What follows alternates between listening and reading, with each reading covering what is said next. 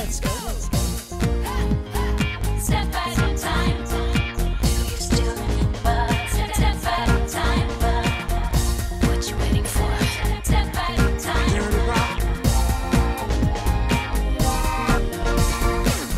Bonjour à tous et bienvenue dans un épisode spécial du Jour Pop, puisque pour ce dernier jour de 2021, j'avais envie de faire une rétrospective de l'année écoulée.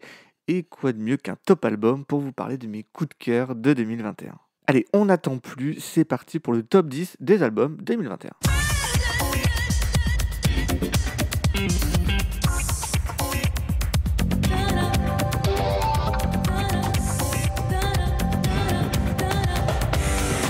En 10e position, Ed Sheeran avec Equals.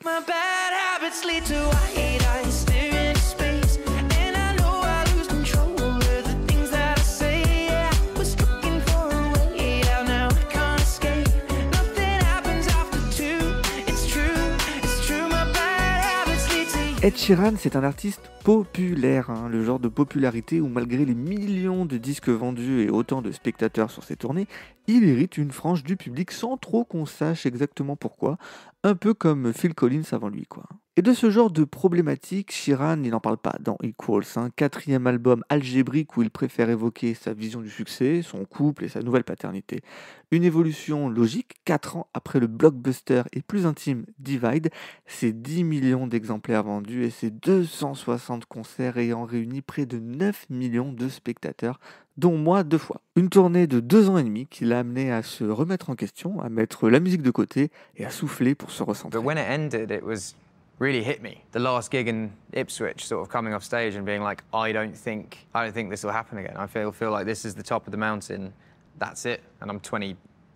Alors si Equals offre quelques réminiscences du précédent album, je pense à Two Step, Live Your Life ou Stop the Rain, il permet à Ed Sheeran de se réinventer et d'explorer une synth-pop rétro bien déblayée par The Weeknd l'année passée, avec les tubes Bad Habits ou Overpass Graffiti, qui cohabitent avec des morceaux qui justifient à eux seuls le statut d'idol pop d'Ed Sheeran, Visiting Hours ou Shivers. Ooh, I love it when you do it like that. When you're closer, give me the shiver. Allez, je vous donne mon top 3 de Equals, c'est Bad Habits, Shivers et Overpriced Graffiti. Et Ed Sheeran, il va embarquer pour une nouvelle tournée mondiale en 2022, le Mathematics Tour, et a déjà booké 2 stades de France les 29 et 30 juillet, et je manquerai pas de vous en reparler.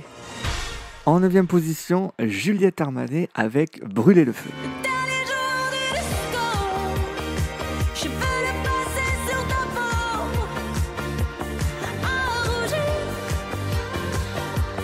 comme un coquelicot. 4 ans après le succès de Petite Amie, Juliette Armanet a pris le temps de retrouver l'inspiration et, accessoirement, de s'occuper de son fils Abel, à qui elle a donné naissance à la fin de la tournée marathon de son premier album. Et dans le jeu impitoyable de la pop, prendre son temps entre 2 projets est un pari risqué. Celui de se faire oublier, celui de se faire distancier aussi.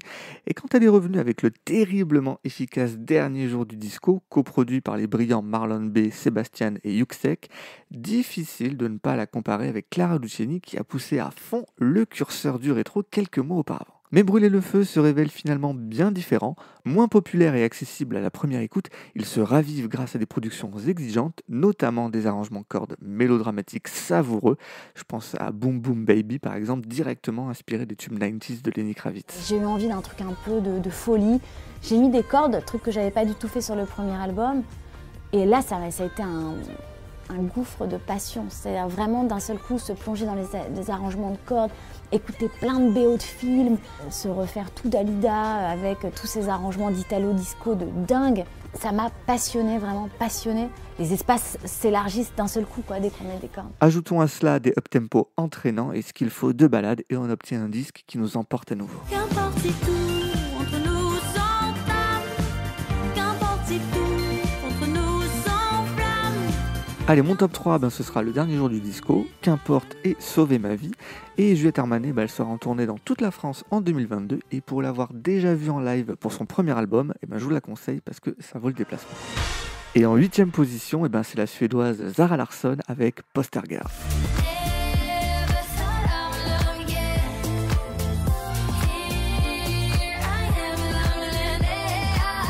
Alors c'était peu dire que je n'attendais pas l'album de Zara Larsson. Pour être tout à fait honnête, je l'ai toujours rangé dans cette catégorie un peu hybride des pop stars de troisième zone, celles qui arrivent à générer des millions de streams et des tubes assez génériques sans justement réussir à se construire une discographie solide et différente. Dans cette catégorie, vous pouvez y ranger aisément des Bebe Rexha, Anne-Marie ou autres Rita Ora. Et bien pour autant, avec son deuxième gros album, la Suédoise elle a réussi à sortir du lot. Déjà, disons-le, en le sortant au printemps 2021, une période assez désertée par les grosses sorties, et puis grâce à des productions qui embarquent ce que la pop fait de mieux dans son essence, c'est fun, léger et accrocheur, exactement ce dont on avait besoin, vous ne trouvez pas ?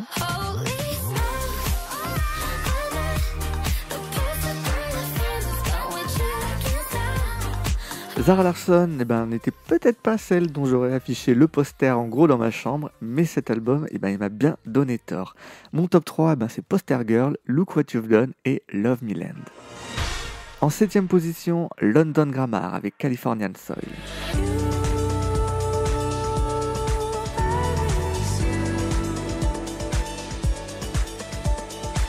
Alors comme Ed Sheeran et Juliette Armanet et bien d'autres à venir dans le top, le dernier album du trio britannique il remontait à 2017. Et avec ce troisième album, plus lumineux que le précédent, le groupe de Nottingham renoue avec des mélodies et des arrangements plus pop, aidés notamment par les producteurs anglais Fitzgerald, Charlie Andrew ou Steve Mac, ce dernier qu'on retrouve également dans les crédits des derniers albums d'Ed Sheeran et Zara Larsson, comme quoi je reste assez cohérent avec mes propres goûts. Mais la magie principale du groupe, ça reste la voix éthérée d'Anna Reid, qui, dans une démarche féministe de valoriser le travail des femmes dans la réalisation d'un disque, est désormais la leader et la figure du groupe. D'ailleurs, pour la première fois dans la discographie de London Grammar, elle apparaît seule sur la pochette de l'album. En 12 morceaux, le trio explore les doutes et les quêtes qu'on a chacun en nous, avec en métaphore ce fameux rêve américain qui nous dit que tout est possible. Nul doute que près de 10 ans après leur début, London Grammar n'a pas fini de nous faire voyager.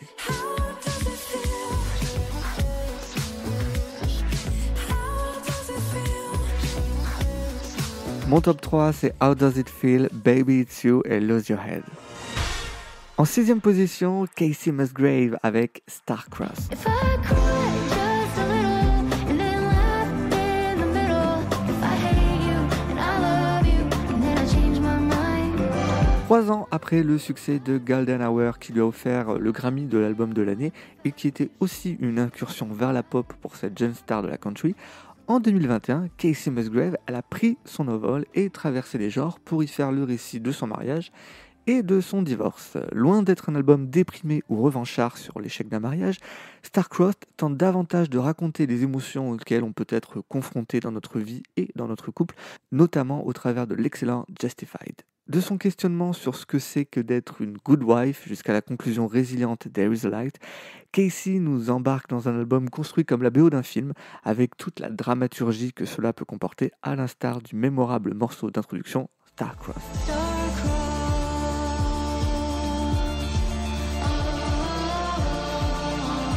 Mon top 3, Justified, Cherry Blossom et Simple Times.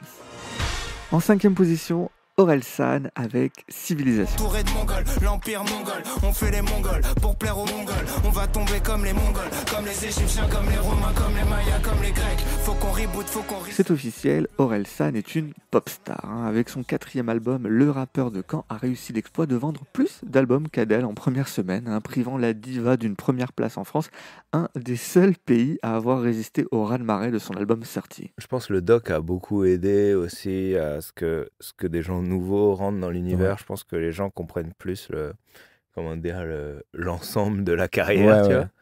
Et donc je suis super content en fait. Je pense qu'en voyant le doc, on voit que j'essaye de faire de la musique un peu, je sais pas, un peu large et il y a plein de styles différents Ouais. que j'aime bien. Et du coup, je pense que plein de gens différents se reconnaissent dans plein de trucs. Donc au final, ça fait une bonne communauté, quoi. Précédé donc d'un documentaire excellent, je vous le conseille si vous ne l'avez pas vu, diffusé sur Amazon Prime et qui retrace toute sa carrière, l'album Civilisation, qui arrive 4 ans après La Fête est finie, nous raconte la suite de l'histoire d'Orelsan, un mec de 40 piges, rangé, marié, et qui se questionne moins sur lui, mais plus sur ce qui l'entoure. Une nouvelle fois, les punchlines elles sont saillantes, je pense à l'odeur de l'essence, Bébé bois ou Baise le monde. Les différentes couleurs des morceaux alternent entre chant et rap, Il y a Shonen d'un côté ou La Quête de l'autre. Et les prods sont toujours ciselés. Je pense à des titres comme Ensemble ou Dernier Vers, le morceau produit par les Neptunes de Pharrell Williams. Et c'est ce tout qui donne à Civilisation une puissance et une efficacité redoutables et qui confirme, pour ceux qui sont un peu restés en 2009, la place unique qu'il occupe dans le paysage francophone. Viens, on reste ensemble. Viens, on reste ensemble. Orelsan va se lancer, on l'espère, dans une énorme tournée en 2022, dont 5 dates d'affilée à l'Accor Arena, et je vous en reparlerai au moment venu parce que j'ai pris ma place. Mon top 3, c'est Bébé Bois, Ensemble et l'énorme Manifeste. En 4e position, Clara Luciani avec Cœur. L'orage, je te le laisse. L'orage, je te le laisse. 2021, c'était l'année de Clara Luciani. Son album Cœur a dépassé les 100 000 exemplaires vendus en France. Ses singles ont tourné en boucle à la radio. Et lorsque je vous ai demandé à vous, auditeurs du Jour Pop, quel était votre album de l'année, celui de Clara est arrivé largement en tête. Il faut dire qu'au printemps 2021, avec une année de confinement puis de couvre-feu, nous avions besoin des mélodies légères, rétro et mélancoliques de cet album qui flirtent entre ABBA, Michel Berger et les comédies de Jacques Demy. C'était assez audacieux finalement de faire un disque si joyeux. Ouais. J'avais peur qu'il tombe un peu comme un cheveu sur la soupe, que les gens aient pas forcément l'espace pour l'accueillir parce Ouais. qu'on est comme ça mitraillé de mauvaises nouvelles et de stress. Et je suis tellement rassurée de voir que ils saisissent la main que je leur ai tendue pour aller danser en fait. J'ai l'impression que c'est ça qui se passe. Si Clara pousse à fond le délire rétro, jusqu'à la géniale pochette où elle est surplombée par une grosse typo bien vintage, pour autant, Cœur s'inscrit comme un disque intemporel qui réussit à conjuguer exigence artistique et efficacité populaire. Alors je vous ai dit que 2021 était son année, mais en 2022, elle partira en tournée pour chanter dans les Zéniths et terminer par une date à Bercy, une salle parisienne culte où les femmes se font bien trop rares. Au cours des 10 dernières années, seulement 5 chanteuses francophones s'y sont produites, Angèle, Christine and the Queens, Shaim, Céline Dion et Mylène Farmer. Une sorte de consécration donc, et nul doute qu'il faudra continuer à compter sur Clara Luciani dans les années à venir. Oh, il faut que ça bouge, il faut que ça tremble, il faut que ça transpire encore. Dans le bordel des corps le soir, débraillé dans le... Mon top 3, c'est Respire encore, Bandit et Au revoir. Et on attaque le top 3 avec Lord et Solar Power.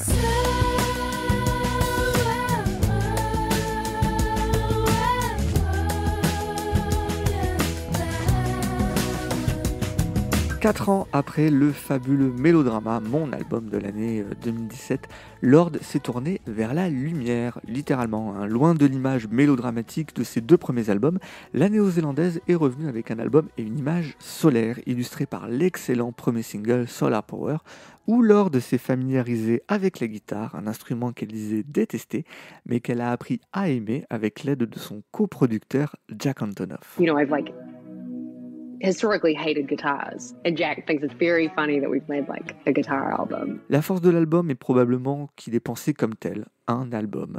À l'heure du streaming où certains peuvent concevoir leurs albums comme des playlists composées de titres toujours plus courts et calibrés afin de ne pas lasser l'auditeur, il est intéressant de voir et surtout d'entendre le projet de Lorde qui peut parfois se prolonger dans un ensemble très homogène mais qui conserve toujours une part de génie. Je pense à des titres comme Fallen Fruit, Secret from a Girl en feat avec l'incomparable Robin ou Maud Ring, sans conteste ma chanson préférée de 2021.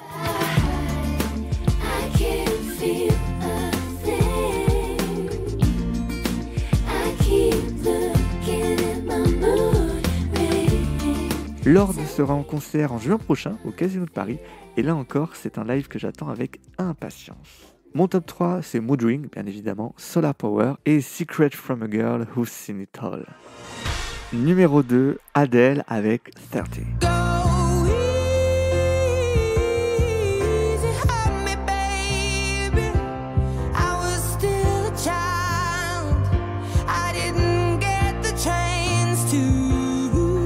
Il était attendu cet album d'Adele, 6 ans depuis le carton de 25, longtemps annoncé et finalement gardé dans les cartons pendant 1 an pour devenir le cadeau de cette fin d'année 2021. 30, c'est un nouveau chapitre de la vie d'Adèle, dont la voix nous accompagne maintenant depuis plus de 10 ans. Et si certains peuvent facilement lui reprocher d'utiliser la même recette d'album en album, c'est jugé à l'emporte-pièce ce nouvel album, certainement le plus abouti, riche et intime depuis ses débuts. Là où 21 évoquait sa rupture, là où 25 était un album plus générationnel sur le fait de grandir et de faire un premier bilan de vie, 30 apparaît comme son disque le plus introspectif. Elle y confesse aussi bien ses erreurs que ses doutes et propose, tout comme Lorde, un vrai album avec un début, un milieu et une fin, et dont elle reconnaît sans complexe l'avoir conçu en se fichant totalement de son efficacité sur les algorithmes. If everyone's making music for the TikTok, who's making the music for my generation? Who's making the music for my peers? I will do that job gladly. I'd rather cater to people that have are on my level in terms of the amount of time we've spent on Earth and all the things we've been through. Than I don't want 12-year-olds listening to this record. It's a bit too deep. Pour Adèle, dont les albums sont des blockbusters, c'est un peu facile à dire, mais artistiquement, c'est ça qui est le plus intéressant. Chacun de ces albums est désormais un rendez-vous. Ils s'écoutent et se vivent comme des histoires en temps réel. On grandit et on vieillit avec Adèle en se retrouvant tous les 5 ans pour faire un bilan des dernières années.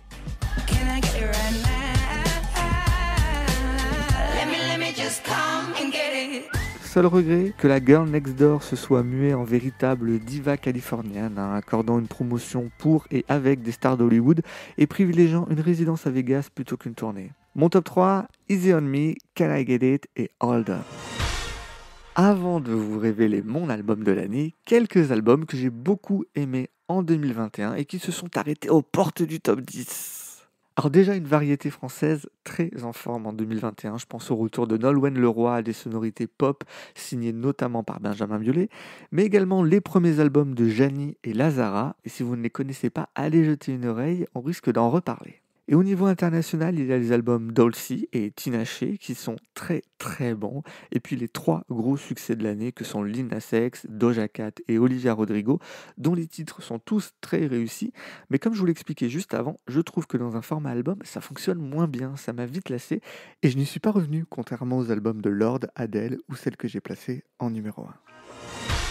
Et ça y est, on arrive à mon album de l'année, le numéro 1, qui est Happier Than Ever de Billie Eilish.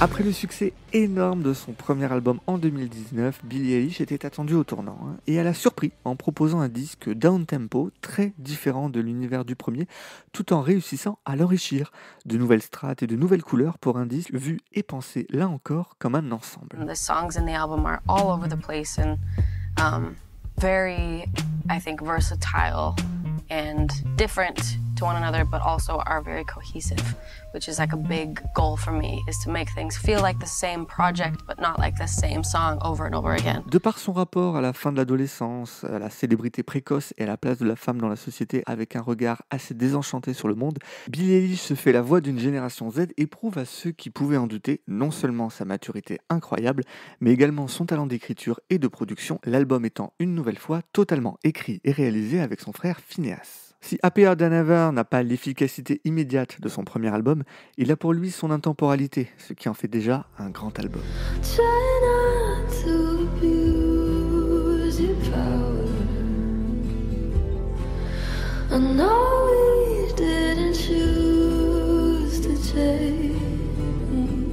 Billie Eilish, qui vient de fêter ses 20 ans, lancera sa grande tournée mondiale en 2022 avec un passage à Paris en juin qui s'annonce déjà mémorable.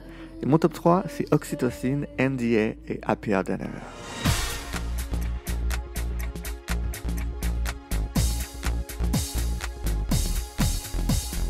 Et voilà, c'était mon top album 2021, évidemment totalement personnel, mais du coup j'attends vos top albums à vous, Vous pouvez évidemment me les partager sur Instagram, Twitter et TikTok, @lejourpop partout. J'en profite pour vous remercier une nouvelle fois d'avoir été des milliers à découvrir et à suivre le Jour Pop en 2021, et on se retrouve très très vite pour de nouveaux Jours Pop dès 2022, donc je vous embrasse, prenez soin de vous et à bientôt.